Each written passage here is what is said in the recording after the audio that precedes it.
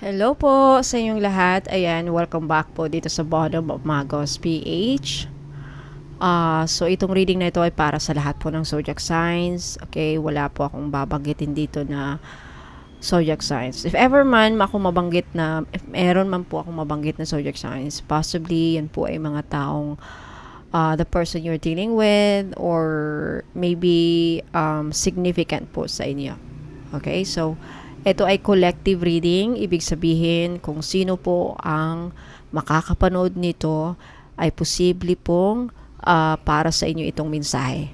Ayan, so the High Priestess. The High Priestess is your main energy right now.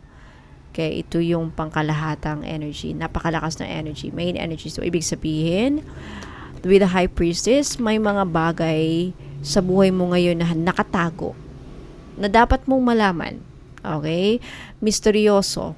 Hindi malinaw ang mga bagay-bagay. So, dito natin tatalakayin. So, posible sa mga pagkakataong ito, sa mga araw na ito, sa linggong ito, o kung kailan nyo man ito napapanood, sa YouTube man, or dito po sa Reels, sa Facebook page ko, kung aksidente nyo po itong napanood, ayan, may mensahe po sa inyo ang universe. Kaya sana pakinggan nyo itong mga mensahe na nandito. Okay? Lalo na kung kayo ay naliligaw at may gusto kayong malaman. Right? Maghahanap kayo ng kasagutan. Ayan. The High Priestess, inuudyok kayo ngayon, collective, na makinig sa iyong kutob. Posible rin malakas ang kutob ninyo ngayon. Okay?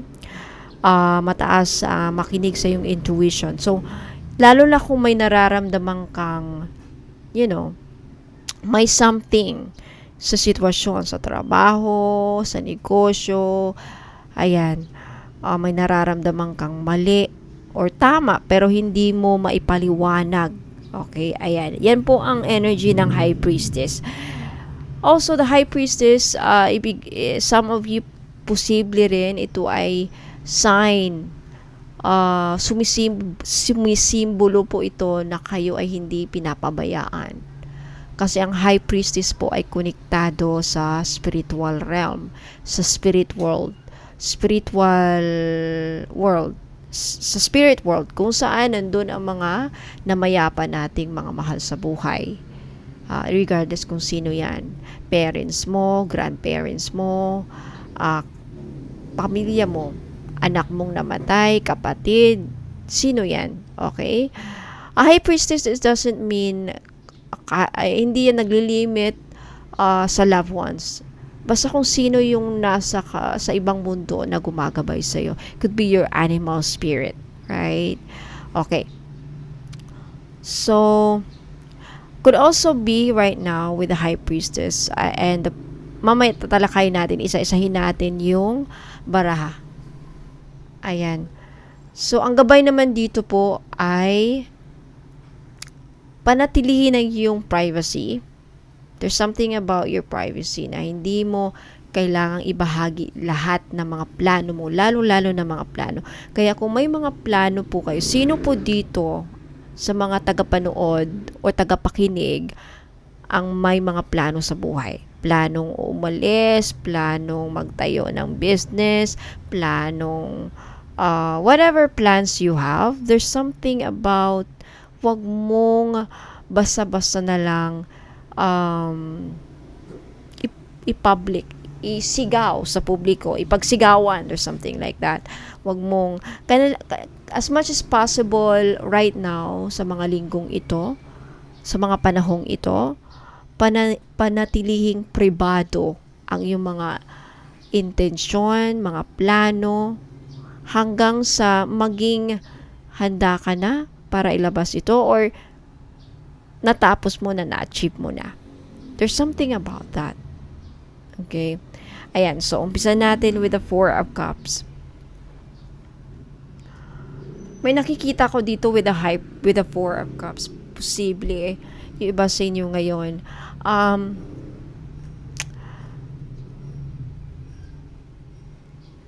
Parang nadidistract. Okay? Nalulungkot, distracted, wala sagana, moody. Posible moody dahil sa kawalan ng pera, Four of Pentacles.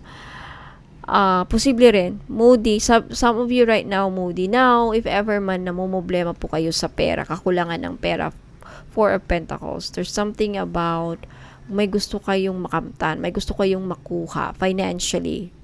Alright?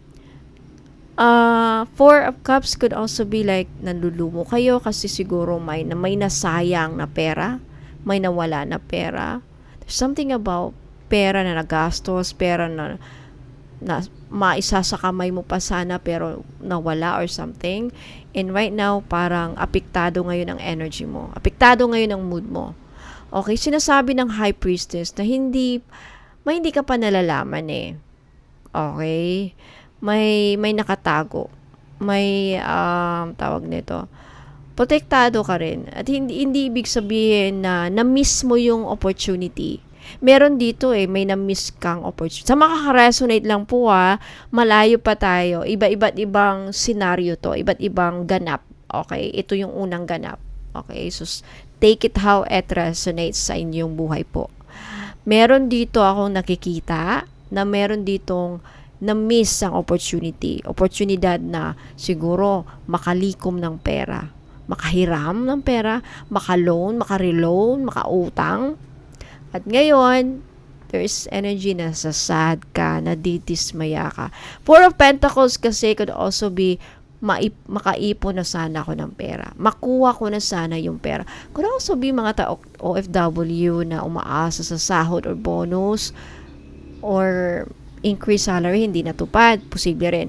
Now, with the High Priestess, hindi pa yan ang ultimatum May hindi ka pa nalalaman. Posible, malay mo, sa Disyembre, susupitsahin kayo ng amo nyo. Parang ganon. Alright? Kung hindi nyo man nakuha ngayon ang ini-expect ninyong pera, may hindi pa kayo nalalaman. Okay? Wag mo, kumbaga, the High Priestess is, hindi pa klaro ang lahat. Hindi pa final. Hindi pa yan ang total ultimatum na Posible na by December, magugulat ka na may mga ganun siguro yung iba kulang sa information, kulang sa communication. Hindi kasi kayo nagsabi 'di ba? Kunyari, for example lang ang maisip ko yung example is nanlumo ka, nasad ka na ini-expect mo yung salary, ini-expect mo yung pinapromise o anong man yan, incentives, bonus, increased salary or loan or utang or tulong, pwede rin. Support, financial support, walang nangyayari, parang hindi naman ata magbibigay. Nasad ka, may iba kang plano or something. Ngayon, magpaplano kang umalis, mag-resign. Ngayon, ang amo naman nagtataka siguro o sino man na, bakit ganun? Ay, ano ba naman yan? May plano pa naman din sana tayong bigyan siya ng malaking bonus sa December. Parang kasi nga, hindi pa clear. The High Priestess. Ang High Priestess kasi, ito yung tao na malihim. Siguro nililihim lang sa'yo yung suppress or something like that. There's something about that. Saan nyo man ito ma-apply? Okay? It could also be, ngayon naman, sa mga utang na hindi nababayaran, hindi ibig sabihin na wala. Kaya nga, High Priestess, tinatag. Could also be like, I'm also picking up for those of you na nabigo sa pera, talagang hindi ibig sabihin na walang nangyayari. Hindi ibig sabihin na pinapabayaan ka. Behind the scenes, gumagalaw ang energy with the High Priestess. Hindi nyo alam okay? Ayan, ang tumutulong sa inyo, mystical forces with the High Priestess. Ayan. Now, pagdating naman sa pag-ibig, okay, mga madam at sir lalo lang mga madam natin dyan. Mga madam, ikaw nasa energy ng Queen of Cups. Posible po na yung mga nangliligaw sa inyo, sino man ngayon ang nakakaranas ng nililigawan. Or posible rin may bumabalik.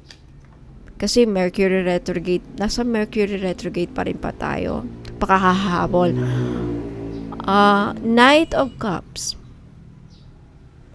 Baka merong ulit kasi High Priestess ang naman dito, may tinatago itong tao na to. Could be a Pisces or what. Could be any zodiac sign. Take it how it resonates sa inyong sitwasyon, mga madam at sir. Okay? Ikaw nasa Queen of Cups energy ka eh. Meaning, matured ka. Alam mo ang ginagawa mo. Seryoso ka. Ngayon, ang Knight of Cups kasi, kumbaga, hindi kayo match ng energy. Masaklap ang kapal. Ang mangyayari lang yan, maluloko ka. Posible kang maloko ng Knight of Cups. Kasi si Knight, binatang-binata pa. Ang energy niya, kumbaga, wala pa siya sa King of, kasi ang dapat nakaparehas mo, King. Kasi Queen ka. Yung level ng pag-iisip ninyo, yung mentalidad ninyo, hindi magmamatch.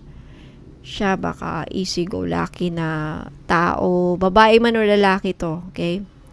Easy-go-lucky, hindi marunong mag-ayos ng bahay, pagdating sa problema, hindi mo mahagilap, irresponsable pa, bululekong pa charm lang ang ginagawa. Pagpapaganda, pagpapagwapo lang, pagpapapogi lang ang alam. Alam mo yung mga ganang ikaw, nasa stage ka na ideal wife, seryosong-seryoso, madiskarte sa buhay, responsable. Pagdating sa problema, talagang accountable ka. Etong Knight of Cups, anytime andyan yung horse niya, andyan yung kabayo niya, pwede siyang umalis. Yun eh. Pagdating na naman, kasi lalo na Cups, so, emotions. Andun lang siya sa panahon ng kasiyahan, happiness, excitement. Pagdating sa problema, ang Knight of Cups umaalis. Hindi kanya handang ipaglaban. This Knight of Cups is not the hero you're looking for. If you're looking for a hero, hanapin natin si King. Maghanap ka ng hari na ready, na accountable, responsible, a leader. Knight of Cups, hindi leader. May ibang magli-lead sa kanya. Ang mangyayari dito kasi nakikita ko dito, mangliligaw. Liligawan kanya, susuyuin, pakikilitiin. Alam nyo na ang drill. Okay? Lalo na sa mga naka-experience dito. Now, if ever man mauulit to sa buhay ninyo, makakahanap ka, tagpo ka ulit. Ibig sabihin lang niya, hindi mo pa na-learn ang lesson. Ganun ang ginagawa ng universe. Magpapadala ulit ng same na tao na lolokohin ka para matuto ka. Okay? Ayan.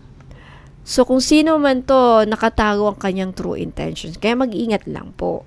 Ang iniiwasan natin dito, ma-repeat history at iwasang masaktan ka, umiyak, at lalong-lalo na maibigay mo lahat at na masasayang lang. Lahat ng effort, lahat ng pagmamahal, pera, maibigay mo, tulong. Pagdating ng panahon na kailangan mo siya, baka magtatanong ka. Diyan ka na maka-experience ng tawag nito, maka-experience ng betrayal, lahat na ng mga masasaklap na kapalaran. Okay? Now, next, Eight of Swords, Page of Swords. Meron dito sa inyo namumblema. Paano makaalis sa masalimuot na sitwasyon. I feel like yung iba sa inyo, ito ang di nyo alam. Nasa utak lang. Yung iba sa inyo dito, masyadong nag-iisip. Kung ano man ang sitwasyon ninyo, pinapalala ninyo dahil sa iniisip ninyo. But, makaka-receive kayo ng impormasyon na makakatulong sa inyong problema. Hindi ko alam kung paano yan at ano yan exactly. Okay? Kung saan makakalaya ka. Posible makaka-receive ka ng tulong, balita, or guide, or advice. Kasi ang Page of Swords, balita to impormasyon, tulong na rin, telegrama, tulong, okay? Eight of Swords, this is an energy kung saan helpless ka sa sitwasyon mo. Ano man yan. Kaya lang, andun na yung may problema tayo. May kinai-stressan tayo. Lalo mong hindi mo mahanap ang solusyon dahil nag-iisip ka ng worst case scenarios dito lalong na ang nagpapalala sa sitwasyon yung iniisip mo. Kasi may mga tao na nakakaya nilang lusutan ng problema dahil sila mag-isip positive yung bang ano kayang gawin natin? Ay, alam ko na. Ay, hindi. Kaya natin to. Or, masusolusyonan natin to. Yan ang mga taong wala sa Eight of Swords energy. Ang Eight of Swords energy, kung magpapadala ka sa ang inisip mo problema, hindi solusyon, wala. Alam nyo ba ang next ng 8? Diba 9 of Swords? Ayan na. Magagapos ka sa loop, paulit-ulit na negative thoughts. Hanggang hindi mo malulusutan ang problema. Hindi mo masusolve ang problema dyan. Pag lalo mong iniisip na wala nang pag-asa, ayan ang wala nang pag-asa, hanggang dito na lang talaga ako, maghihirap na talaga ako, patay na tayo. Yan yung mga taong very negative. Patay na tayo, wala na. Habang may buhay, may pag-asa. Okay, yan yung High Priestess, magagabayan ka. Okay, magagabayan ka sa mga pinoproblema mo ngayon. Kung saan nakikita ko dito, feeling mo wala nang tutulong sa'yo, yung bang helpless ka na, pero wala nakagapos ka, pero wala namang gumagapos sa'yo dito sa Eight of Swords. Kayang-kaya mong itanggalin yung nakagapos sa'yo. Kumbaga, yan po. Kung ano man yung mga iniisip mo, guaranteed ang mensahe ng High Priestess at the Eight of Swords, nasa isipan nyo lang yan. Hindi yan ang realidad. Ano man yan. Like, mamamatay ka na, yung na-hospital siguro, something, hindi ko alam kung anong scenario yan. Baong ka na sa utam, ikukulong na ako, andyan na sila. Ano man yan, whatever, ano man yan, nasa utak mo lang yan. Huwag mong palalalain. The High Priestess, hindi pa ultimate. Kaya sanabi ko ang High Priestess kasi misteryoso hindi klaro ang lahat. Okay? Now, Nine of Cups and Ace of Cups. This is ultimate wish fulfillment. Okay? Now, after all of this, yung mga nabanggit natin, yung problema mo sa pera, problema sa trabaho, paano ka makaipon, dismayado ka, yung pagkadismaya mo, yung pagdating sa pag-ibig, wala ka na mahahanap, at yung mga nandito na helpless sa sitwasyon, nawawala ng pag-asa, Eight of Swords, parang wala na akong mahanap sa solusyon, paano na to, yan yung mga Eight of Swords energy Alam mo ang ending dito, kung papakinggan mo lang ang kutob mo at just really look within, at High Priestess also is connected sa higher spirit, spiritual world. So, magdasal ka. Kung ikaw yung tao, when was the last time na binisita mo yung namayapa mong mahal sa buhay natin? Grandparents mo or parents mo, magulang mo namatay na ba? Anak mong namatay, kapatid mong namatay, sino yung sa tingin mo ay nandyan lagi? Kasi ang High Priestess this is an energy kung saan ito yung time na dinadalaw tayo. May mga mahal tayo sa buhay na nasa kabilang mundo na, nasa spirit world na, namatay na ginagabayan tayo at gusto tayong kausapin. Gusto tayong kausapin dahil gusto tayong tulungan sa ating problema. Sila po siguro ang makakapagbigay ng sagot. At paano yan? Baka dadalawin ka po sa panaginip. And ang initiation yan, ang portal na magbubukas yan is magsindi po kayo ng kandila. Siguro ngayon Sunday, at ipagdasal mo. Kung ano man mga pinoproblema ninyo, humingi kayo ng tulong sa mga namatay ninyong kamag-anak, mahal sa buhay. saan ka man ngayon, wag niyo kaming pabayaan, namumblema ako, ganito, kausapin mo sila na parang nandyan sila. Alam niyo, tutulong yung mga yan. Sila po kasi malapit na sila kay Papa God malapit na sila sa mga anghel nasa spiritual world na sila, hindi mo alam, nasa heaven sila. O, di ba? So, ginagabayan kayo, okay? Sino man yan, di ko alam. Ito po ang magiging outcome kung susundin niyo po ang iyong kutob. There's something about it. Mataas ang intuition ninyo. Okay? Wait lang po mga madam. Okay. Ayan, mga madam at sir, okay, ang nakikita ko din po is with the Ace of Cups and the Nine of Cups, may blessing pong darating. Okay? At itong blessing na to ay sa ngayon ay hindi mo, parang misteryoso siyang darating. Like, hindi mo inaasahan. Okay? Hindi ka inaasahang blessing na darating. Could also be that some of you, iba siguro may healing na mangyayari, may magbabalik, may magre-reconcile, if ever may away na nangyari, may magkakabalikan, may magkakaayos, kamag-anak din, Six of Cups. Past person babalik para ayusin ang relationship na nawasak, ayusin ang relasyon, something like that. Could also be that some of you ay gagaling, isa sa mga blessing or wish fulfillment or pangarap or pinagdadasalin nyo ay gumaling kayo sa sakit, gumaling kayo sa mga malubhang sakit with the Strength card. Ito po rin po ay sign na gagaling kayo. Kung sino man yung may sakit, or if meron kayong pinagdasal na tao na gagaling, yan din po ang sign.